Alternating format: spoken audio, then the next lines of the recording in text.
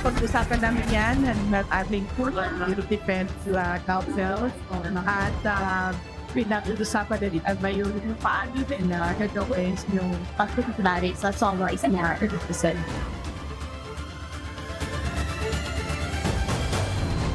Handa na raw harapin ni Vice President Sara Duterte ang summon na ipinadala ng Senado kaugnay sa kanyang impeachment trial. At ang bise, confident na mapapawalang sala siya sa mga ibinabatong paratang sa kanya. Magandang gabi, ako si George Cahiles. Simulcast tayo sa DWAR Abante Radyo at 94.7 Mellow BFM.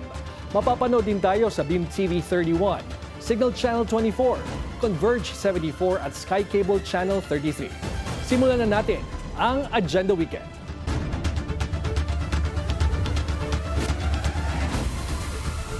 VP Sara Duterte magko-comply sa summon na ibinigay ng Senado.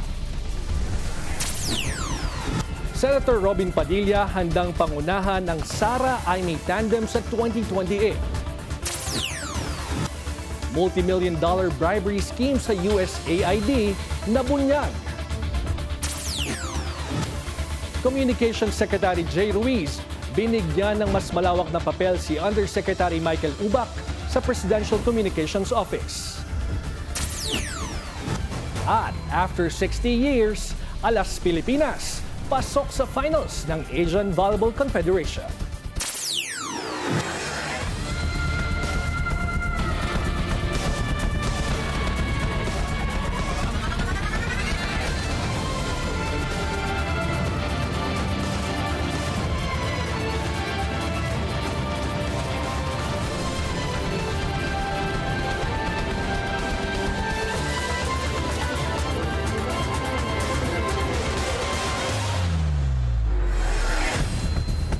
Naghahanda ng legal team ni Vice President Sara Duterte para sagutin ang summon mula sa impeachment court. Si VP Sara naman confident na malalagpasan niya ang mga isyong ibinabato sa kanya. Ang detalye sa Agenda Weekend Report ni Joan Manalo. Kinumpirma ni Vice President Sara Duterte na magko-comply siya sa writ of summons na ipinadala ng Senate Impeachment Court. Sa isang panayam matapos niya magbigay ng speech sa Independence Day celebration sa Kuala Lumpur, Malaysia, sinabi ng bise na nakatutok na ang kanyang legal team sa pagsagot dito. Pag-usapan namin yan ng ating Defense Council at pinag-usapan na din at may yung paano din na gagawin yung pagkukulari sa sunrise na represent. Formal na inihain ng Senate Impeachment Court ang writ of summons para kay VP Sara nitong June 11 na kinumpirma rin ng kanyang tanggapan. Nakapaloob dito ang 7 articles of impeachment kay VP Sara. Binigyan din ang bise ng 10 days from receipt para sagutin ang summons. Samantala, may pahayag din ang bise tungkol sa kanyang impeachment. The attacks are cowardly, yet openly disingenuous and arrogant. Absence of basic human decency and respect for the rule of law. Typical of people drunk in power. Pero nananatili tayong nakatayo dahil ang ipinaglalaban natin ay tama at totoo. Dagdag pa ng bise, naniniwala raw siya na makakamit din nila ang hustisya, kasabay daw ng pagkapanalo nila sa laban ng impeachment. Justice bends to the truth, and we are ever more resolute in our fight for the Philippines. Kalayaan, kinabukasan, yung ating KKK,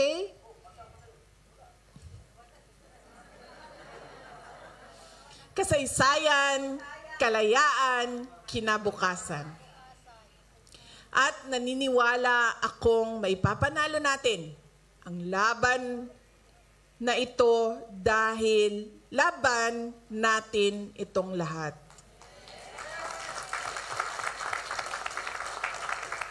Maipapanalo natin ito sa kabila ng mga banta, pananakot, pagmamalabis at bangis. Nakauwi na si VP Sara sa Pilipinas ngayong araw matapos ang kanyang Independence Day event sa Kuala Lumpur, Malaysia. 5:43 a.m. lumapag sa NAIA ang Philippine Airlines Flight PR-530 sakay ang bise na kinumpirma ng kanyang tanggapan. Nakatakda namang pumunta si VP Sara sa Davao ngayong June 16 para sa Pasidungog Awarding Ceremony. Malaki ang at stake kapag katuluyang na-convict ng Senate Impeachment Court si VP Sara dahil matatanggal lang naman siya sa pagiging bise at magkaka-permanent ban from public office. Pero paulit-ulit nag-iit ng kanyang defense team, nakahanda silang harapin lahat ng akusasyon laban sa bise. Kasama na nga rito ang graft and corruption kaugnay sa paglustay umano ng confidential funds ng OVP at DepEd na dati niyang pinamunuan. Pinaninindigan din nila na may serious constitutional infirmities ang pagkaka-impeach sa bise. Partikular na raw ang fourth impeachment complaint na inihain noong December 2024. Matapos ang pag-remand ng Senate Impeachment Court sa Articles of Impeachment sa Kamara, nakatakdang maghain ang House Prosecution Panel ng motion to seek clarification patungkol sa dalawa nitong order. Sa ngayon ay hindi pa raw naihahain ng House Prosecution Panel ang kanilang motion to seek clarification sa Senate Impeachment Court, ayon kay House Prosecutor at Manila 3rd District Representative Joel Chua. Pero formal na nilang ipinagpaliban ang pagtanggap sa Articles of Impeachment bago sila nag-adjourn Sinedie noong Miyerkules. Para sa agenda, Joan Manalo, Billionario News Channel. Unit Team 2.0, itinutulak ngayon ang Duterte-Marcos tandem para sa 2028 elections. Nagbo-volunteer pa nga si Senator Robin Padilla na maging campaign manager para sa Sara Amy tandem sa 2028.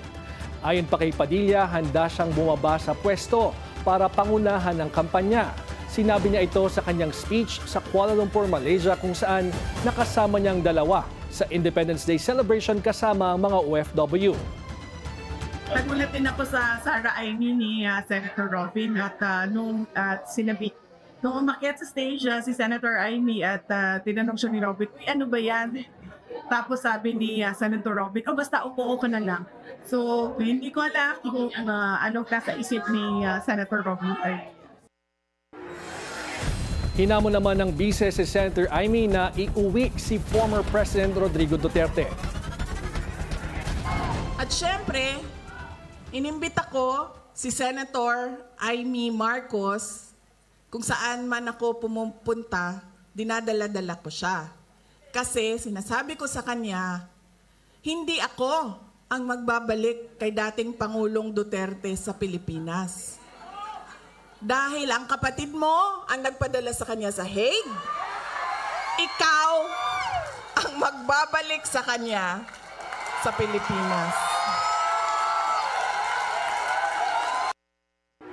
Matatandang inendorso ni VP Sara si Senator Amy nitong nakaraang midterm elections matapos ang pagkalas ng senador sa alyansa para sa bagong Pilipinas slate ng kapatid na si Pangulong Bongbong Marcos. Tumitindi ang tensyon sa pagitan ng Kamara at Senado ukol sa impeachment case laban kay Vice President Sara Duterte. Sa kanilang huling session, dinefer ng House of Representatives ang pagtanggap sa Articles of Impeachment kasabay ng pagpapadala ng clarificatory question sa Senado. Iginiit din nila na wasto at constitutional ang pag-usad ng impeachment sa lower house. Narito ang Agenda Weekend Report ni Andrea Salve. Dinefer ng House of Representatives ang pagtanggap sa Articles of Impeachment para kay Vice President Sara Duterte. Isa ito sa mga napagkasunduan ng 19th Congress sa kanilang huling session bago mag-adjourn noong Miyerkules. Nilalaman ng House Resolution No. 2346 ang kanila ring pag-certify na sumunod sa saligang batas ang impeachment laban sa bise. Batay dito, ang impeachment proceedings sa lower chamber noong February 5 ay naaayon sa konstitusyon, sa House Rules of Procedure at sa lahat ng applicable jurisprudence. Nasunod umano nila ang 1-year ban on impeachment cases. Sagot ito ng Kamara sa Senado. Martes ng gabi kasi nang bulabugin ng mga senador ang bansa nang mag-convene sila bilang impeachment court. Suot-suot ang kanilang crimson robes, 18 senators ang bumoto pabor sa pag-remand ng Articles of Impeachment pabalik sa lower chamber. 5 naman ang tumutol. Kasunod ng House Resolution No. 2346, inihain naman ni Deputy Majority Leader Ino D. ang pagpaliban sa pagtanggap ng Articles of Impeachment hanggat hindi pa sinasagot ng Senado ang clarificatory queries ng House Panel of Prosecutors. Una nang sinabi ni Batangas 2nd District Representative Jervil Luistro na confused ang prosecution panel sa naging kautusan ng Senado dahil kanila nang binigyang diin na alinsunod sa 1987 Constitution ang impeachment. Sa huling update, wala pang natatanggap na pleading mula sa House of Representatives ang Senado. Giit pa nga ni Senate President Cheese Escudero na siya ring presiding judge ng impeachment court, hindi dapat idinadaan sa press conference o social media ang anumang impeachment-related concerns. Kahapon, pinatutsadahan ni Senator-elect Tito Soto ang impeachment court. Hindi man naging direkta kung para kanino, pero ayon kay Soto, hindi kailangan maging abogado para mag-preside sa isang collegial body. Dapat lang anyang sinusunod ang saligang batas na naiintindihan naman ng isang mamamayan. Bago ito ay kinastigo niya ang naging desisyon ng impeachment court na i-remand ang articles of impeachment sa Kamara. Tanging ang defense o prosecution counsels lang umano ang pwedeng maghain ng motion at hindi ang isang senator judge. Dagdag pa niya, tanging pagtatanong at panghihingi ng kalinawan lang ang maaaring gawin ng senator judges. Para sa Weekend Agenda, Andrea Salve, Billionaire News Channel. 4 na lalaki kabilang ang isang opisyal ng U.S. Agency for International Development o USAID ang nag-plead guilty sa isang dekadang bribery scheme na umabot sa mahigit $550 million mula sa pera ng American taxpayers. Ayon sa U.S. Department of Justice, kinilala ang mga suspect na sina Roderick Watson, isang contracting officer ng USAID, Walter Barnes at Daryl Britt, mga presidente ng kumpanyang Vestant at Aprio, at Paul Young, isang subcontractor. Batay sa investigasyon, tumanggap si Watson ng higit $1 million na suhol kapalit ng paggamit ng kanyang posisyon para mapaboran ang mga kumpanya sa pagkuha ng malalaking kontrata. Pumayag na ring magbayad ng multang Aprio at Vestant at pumasok sa Deferred Prosecution Agreement sa ilalim ng Justice Department. Ayon sa mga opisyal ng US Justice Department at FBI, ang kaso ay halimbawa ng malalim na korupsyon sa gobyerno na bumabalik sa mga mamamayang Amerikano. Pinapayuhan ng Philippine Embassy ang mga Pilipinong nakatira sa Israel na mag-ingat dahil sa nangyayaring Iran-Israel conflict. Naglabas ng abiso ang embassy kung saan sinasabi nilang dapat munang manatili sa loob ng tahanan at maghanda kung sakaling kailangan magtungo sa mga shelter. Dagdag rin ng embahada na unahin ng mga Pilipino ang kanilang kaligtasan at seguridad sa anumang oras o okasyon. Palagi ang maging mapagmatsyag, maingat, handang kumilos ng naaayon sa sitwasyon at umantabay sa security guidelines, sabi nila. Mahigit 30,000 Pilipino ang naninirahan at nagtatrabaho sa Israel. Naglunsad ng missile attack ang Israel laban sa Iran noong Biyernes na target ng umano'y main uranium enrichment facility at missile factories nito. Gumanti naman ng atake ang Iran na ang target ay ang Tel Aviv at Jerusalem ngayong Sabado.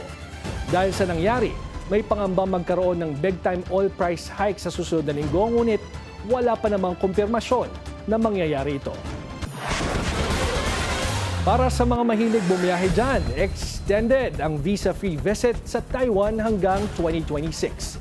Inanunsyo ito ni Taiwan Minister of Foreign Affairs Lin Chia-lung. Sa ilalim ng policy na ito, ang mga Pilipinong bibisita sa Taiwan nang hindi lalampas sa 14 na araw ay pwedeng makakuha ng visa exemption. Pero ang mga Pilipinong may diplomatic o official o service passports ay hindi sakop nito. Umakyat na sa 270 ang bilang ng mga namatay sa India plane crash. Yan sa pagbabalik ng Agenda Weekend.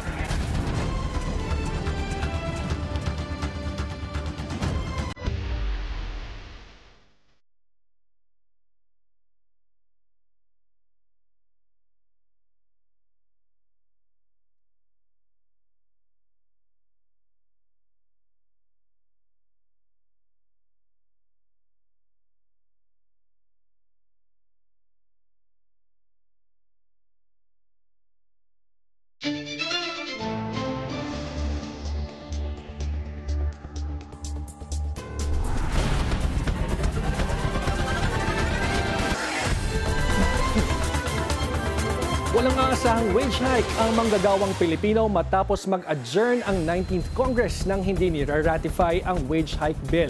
Sabi ng Kamara, Senado ang dapat sisihin dahil ayaw nilang magkaroon ng bicameral conference committee meeting.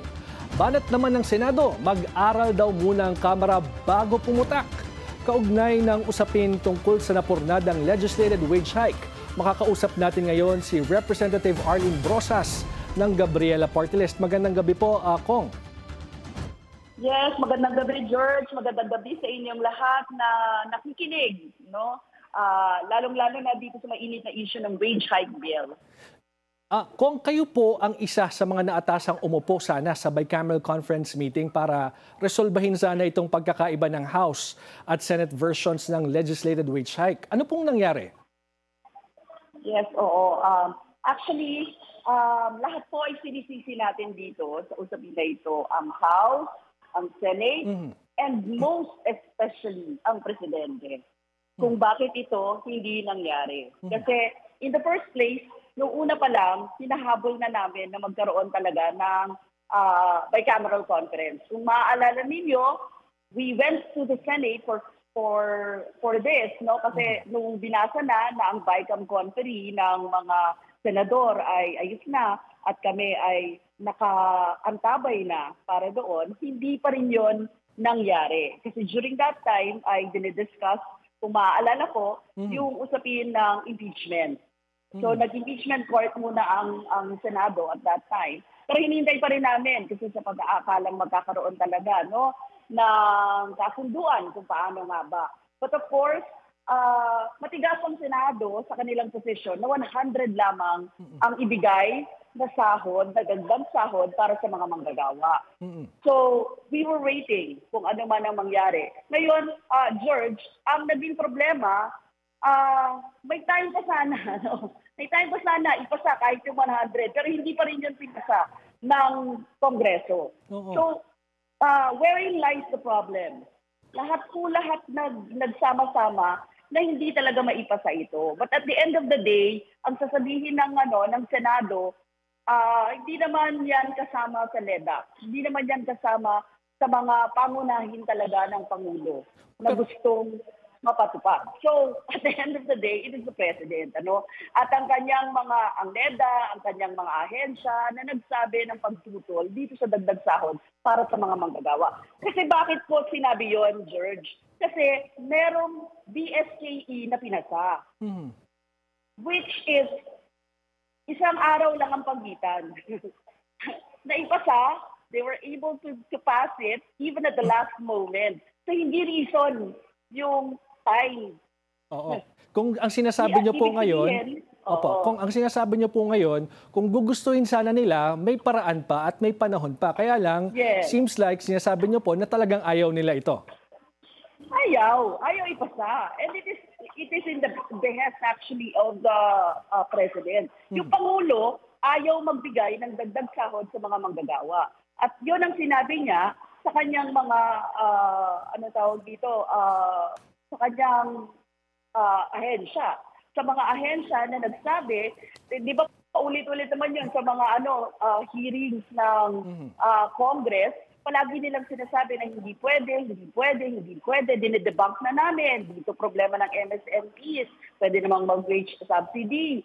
Pangalawa, sinabi namin, hindi naman usapin dito inflation kasi ibabalik din naman sa local economy yung dagdag sahod na makukuha ng mga manggagawa dahil sa pagkain din nila ito igagastusin at ang pangangailangan. Pangatlo, maliit na nga lang, 200 na nga lang yung hinihingi for minimum wage earners pa. Samantalang ang panawagan ng makabayan ay 1,200 pesos para sa lahat ng mga manggagawa, di ba? Kung maaalala ko nga po, kung maaalala ko nga po, ay initially, kung tama po ang pagkakaalala ko, ay 750 pesos across the board yung ulan yung sinampa po o bill na inyong panukala po sana noon. It was 2023. Ano po? And with this, ang masakit dito is magba-back to zero. Magpa-file ulit ng panibagong bill sa 20th Congress at dadaan ulit sa masusing proseso na pagdaan sa committee bago dumaan sa plenaryo. Yes. Oo. I-resolve na naman natin yung gano'n. And plus the fact, kailangan natin tanggapin na hindi talaga gusto ng Pangulo. We will have 3 more years ng ganyan. Kasi yung Pangulo mo talaga yung problema. Ayaw niya magbigay ng dagdag sahod para sa mga manggagawa. So ano At po any yung point next in move niyo? time, unless magbago siguro, George, magbago siguro yung political, politika by next, malalaman natin. Dahil ngayon, ang malinaw, hindi talaga pinayagan yung dagdag sahod. Sige po, kung ano po yung susunod na hakbang ninyo, kaugnay nitong legislative wage hike? Oo. Siyempre, ilalaban pa rin natin yan. In fact, yung, sabi mo nga kanina yung 750, mas tiyak na kami ngayon na 1,200 yung kinakailangan ng pamilya na 5 katao na isang manggagawang pamilya. So, kailangan po nating ilaban yon sa loob at labas ng Kongreso. Ano man ang mangyari, kailangan po ma-push natin yung dagdag sahod para sa mga manggagawa. Kasi napakaliit na nga lang ng kinikita ng ating mga manggagawa. Malaking alwan at malaking bagay po sa kanila kung makakapagdagdag sahod tayo. Lalong-lalo na itong mga nakaraan, nakita niyo naman, taas-taas talaga ng presyo, ayaw patanggalin yung VAT ayaw patanggalin yung value added tax o yung VAT or e-VAT na ipinapataw sa mga mamamayan. Alright, sige. Aabangan po natin kung magbabago ang ihip ng hangin sa susunod na Kongreso. Maraming salamat po. George, sa ngayon kasi hindi kami nakapasok, nakabingit pa kami ang Gabriela Women's Party. Ngayon, kung magkakaroon po ng pagkakataon, kami pa rin ang mag-file niyan for the next 20th Congress kung makakapasok kami. Kasi ngayon po, inaasahan namin kung ma-disqualify ang Duterte Youth, makakapasok ang Gabriela Women's Party. But then, nandiyan naman ang acting church at ang kabataan na pwede nating asahan para sa pagpasa o pag-file ng bagong bill para sa dagsakon. Alright, maraming salamat po, Representative Arlene Brosas ng Gabriela Party List. Formal na naglabas ng notice to proceed ang DND para bilhin ang 12 fighter jets para sa Air Force. Samantala, nasa gitnang Navy ang 70 pasahero ng nasirang bangka sa Tawi-Tawi. At sa Philippine Rise, nagsagawa ng Maritime Air Patrol ang Army bilang bahagi ng kanilang deployment readiness kasama ang Navy at Air Force. Ang detalye sa Agenda Weekend Report ni Francis Folve. Inanunsyo na ng Defense Department ang pagbili ng 12 FA-50 Block 70 Light Combat Aircraft mula sa Korea Aerospace Industries Limited. Ito ang latest evolution sa mga FA-50 platform. Sama sa feature nito ang advanced avionics, modern radar systems at extended operational range. Kabilang ito sa AFP Modernization Program para sa Philippine Air Force. Lumabas na ang notice to proceed, formalizing the $700 million contract kasama sa package ang mission equipment, integrated logistics support at ang training and logistics information system. Mapag-iiba yon ng karagdagang mga jet fighter ang air defense capabilities alinsunod sa comprehensive archipelagic defense concept ng DND. Ang delivery ng mga aircraft ay mangyayari in phases sa susunod na 5 taon hanggang sa 2030. Nasagip naman ng Philippine Navy ang isang distressed vessel sa Tawi-Tawi. Base sa report, galing sa Pangutaran Sulu ang motorized bangka Pasibutu, sakay ang 70 pasahero. Pero pumalya ang makina ng ML Lenlin 3.4 nautical miles sa may kanluran ng Tumbagaan Island. Agad rumisponde sa radio distressed call ang BRP General Mariano Alvarez o PS-176 at inabutan ng inaanod na vessel malapit sa Languyan Island. Ligtas ang lahat ng sakay at tripulante nito at nahatak na rin ang bangka. Nagsagawa naman ng Maritime Air Patrol ang Army Aviation sa karagatang sakop ng ating exclusive economic zone na kinaroroonan ng talampas ng Pilipinas o Philippine Rise. Gamit ang Cessna 421B aircraft, inikutan ng tropa ang archipelagic at territorial seas sa Aurora, Isabela at Cagayan. Bahagi ng aviation requirement ang pagsasagawa ng MARPAT mission sa Luzon, Visayas at Mindanao. Ayon kay Army Chief Lieutenant General Roy Galido, nakahanda sila for deployment kasama ang Navy at Air Force. So there is always cross-training among branches of service. This cross-training builds good working relationship and the very strong foundation for interoperability. Dagdag pa ni Galido, pwede rin daw na ma-deploy ang mga militar sa island features sa West Philippine Sea para makaalalay sa mga sundalong nakadestino roon para sa Agenda Weekend. Francis Polbe, Bellionario News Channel. Binigyan ni Communications Secretary Jay Ruiz ng malawak na kapangyarihan si Undersecretary Michael Lim Ubak para pamunuan ng 6 na ahensyang kaugnay sa Palace Communications. Sa bisa ng isang special order noong June 11, hawak na ni Ubak ang direktang oversight sa press accreditation, national security messaging, interagency coordination at relasyon sa Malacanang Press Corps. Kabilang sa kanyang tungkulin ang pagsasaayos ng press briefings at media logistics. Kasabay ng utos, muling uminit ang usapin sa mahigpit na accreditation rules ng PCO na tinutulan ng media groups at ng Malacanang Press Corps bilang banta sa press freedom, na ayon sa ulat ng Politico.com, ang mga dating mamamahayag na sina Ubak at Assistant Secretary Ariel Cabatbat ang nasa likod ng naturang mga patakaran. Itinaon din ang kautusan matapos i-bypass ng Commission on Appointments ang kumpirmasyon ni Ruiz na nangangailangan na ngayon muling italaga ng Pangulo. Umakit na sa 270 ang bilang ng nasawi sa Air India plane crash sa Ahmedabad, India, ang pinakamalubhang air tragedy sa nagdaang 10 taon. Isang Boeing 787 Dreamliner na may 242 passengers ang bumagsak at sumabog ilang segundo matapos mag-take off. Patungo sana sa Gatwick Airport sa London ang eroplano. Tinamaan ng eroplano ang hostel ng isang medical college. Isang pasahero lamang ang nakaligtas sa trahedya habang nagpapatuloy ang investigasyon sa posibleng sirang engine, flaps at landing gear ng eroplano. Dumadaing naman ang mga naulila sa bagal ng pagkilala at paglilipat ng mga bangkay. Isinasailalim na sa DNA testing at pagtutugma ng dental records ang mga nasawi.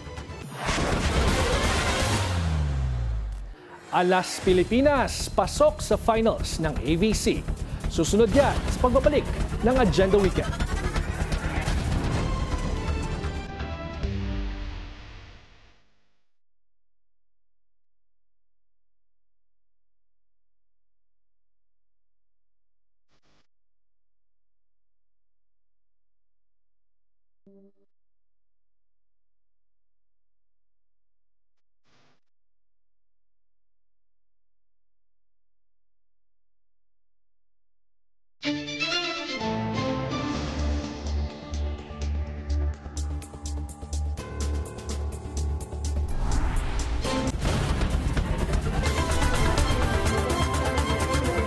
So sa impeachment pa rin, nagkakaroon daw ng duda sa isip ng maraming Pilipino dahil sa naganap na pag-remand ng articles of impeachment mula sa Senate Impeachment Court pabalik sa Kamara.